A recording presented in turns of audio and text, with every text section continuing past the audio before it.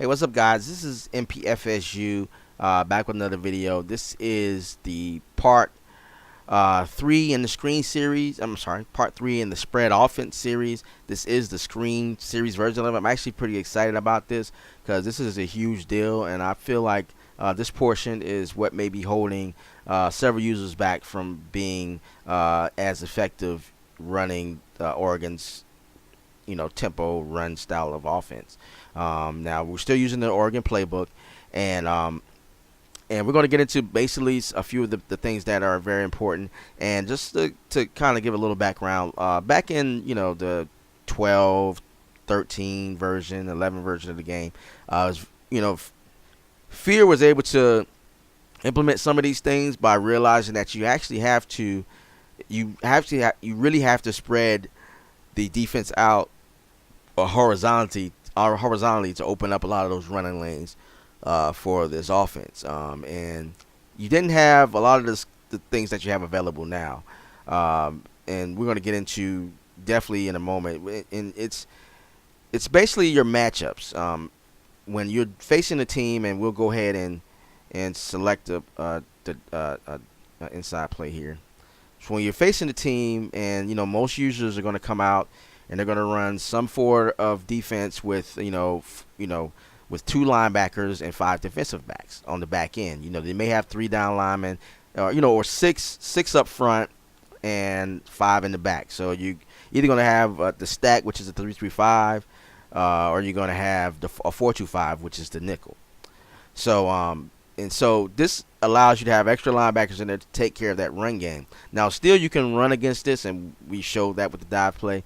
But if you want to clearly get that linebacker off the field and prevent them from taking advantage, well, what you want to do is take advantage of this matchup. There's several ways to do it, but the one that I feel like is the most important, and which I utilize myself, I've actually added to my audibles for my Florida State offense, is the bubble screen. Jimbo has been known to run a lot of bubble screens, and I implemented in my game as well to allow me to spread the team horizontally.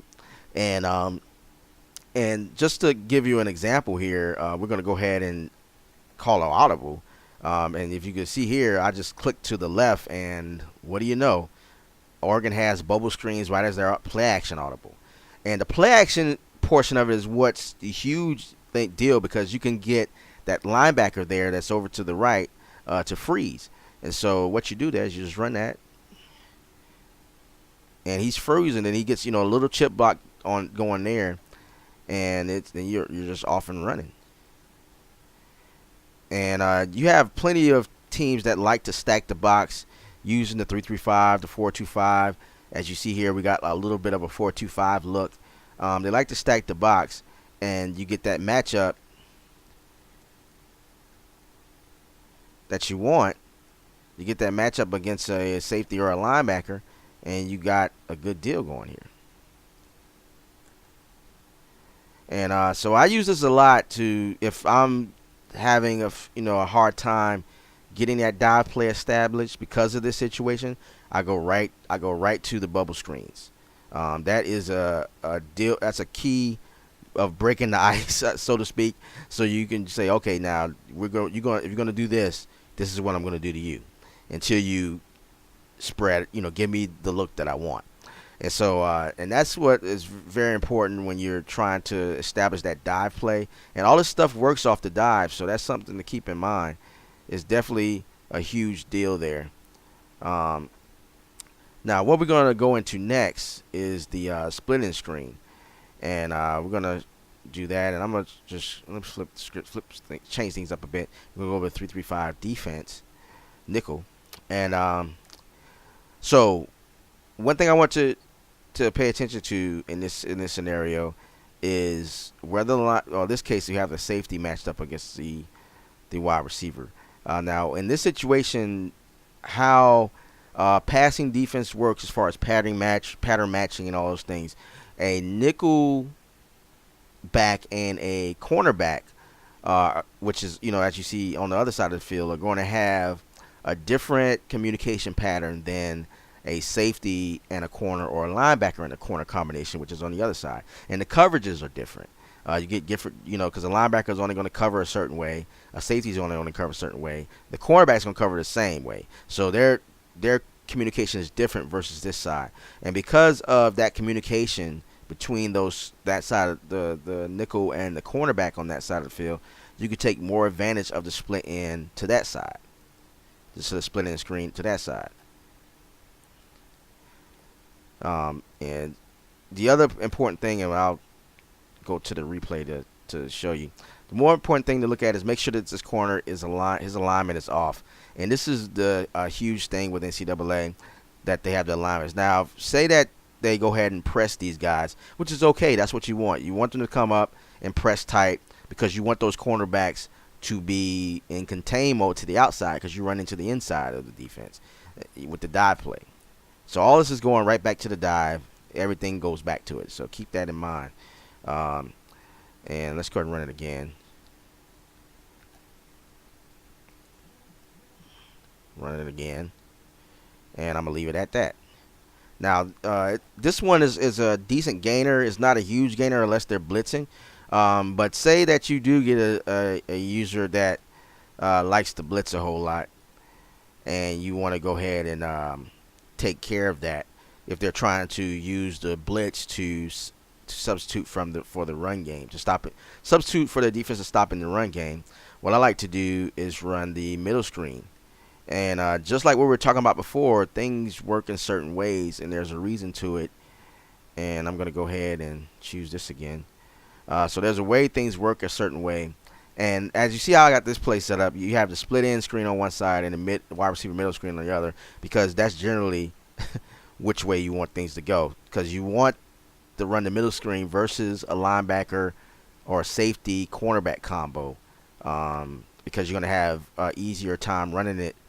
Mainly because their coverage responsibilities is different. That guy, that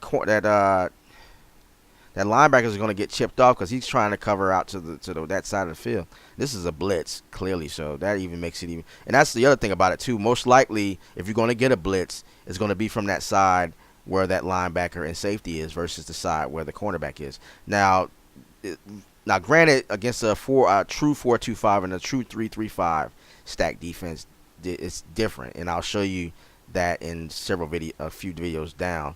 But against a normal nickel style defense, that's where you're going to see the blitzing coming from.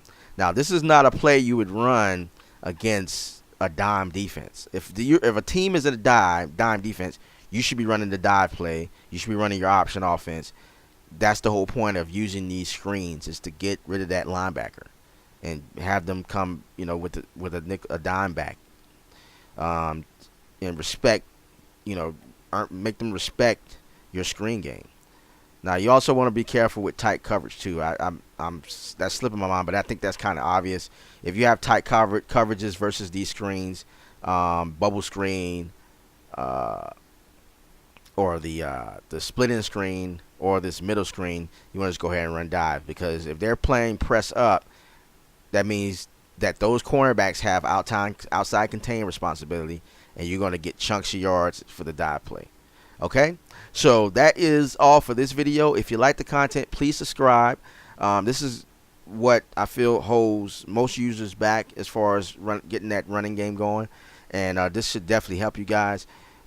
So just continue to watch. I'm going to be going into what I would call in Fear Wickets, pretty much counters to all these things, because this is where the offense gets fun. Starting off from here, that's why I was excited. This is where the offense gets really fun, and you can really have some explosive plays. All right, I appreciate you guys watching. I'll talk to y'all later. Peace.